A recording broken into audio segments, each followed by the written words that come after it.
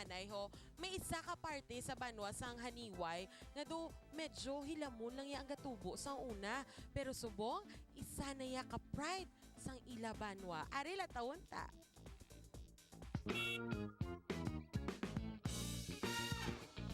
Una nga sa tunga sang sining aulumahan sa Haniway, may nakatago nga paraiso. Isa ka sa tuan ay simpleng aulumahan ining mataho nga balakasyonan. Apang sa handom nga mas mapuslan pa ining malapad nga dunang manggad, kag sa bulig sa mga mapisan sini nga mga mangunguma, natigayon nga hayluhon para mangin isa ka world-class nga bakasyonan ang Damiris Hills. Ini nga Damiris Hills, no, ang iyang theme would be walk with nature. So ang meaning sa walk with nature, so which means ini nga lugar for para sa mga kabataan sa mga katigulangan man, no, to appreciate nature. So there is sa Damiris, you can see a lot of different kinds of trees and fruit trees. So eventually, it becomes parang botanical garden kag pwede sa mga kabataan for educational tour.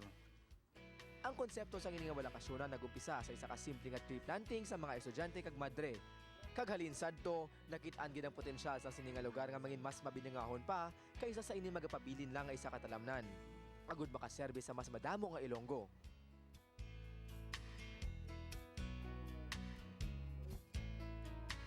Magluwas sa mga butang nga maluyagan sa mga nature lover kaangay sa mga endemic species nga mga tanom. Maka-enjoy man diri ang mga maluyagon mat happy-happy.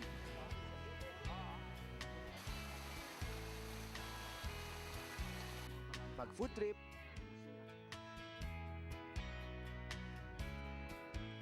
ukod magpaway-huway. Gani sa sunod nga magbalik ka mo sa Haniway, ukod gusto mo lang sang sweet escape from the city, inigid ang lugar nga dapat nyo kaduan. Preska ang hangin, malinong, kag matahom ang palibot. Isa lang ka pa matuod ng bisan tatak lokal, pwede mangin pang world class.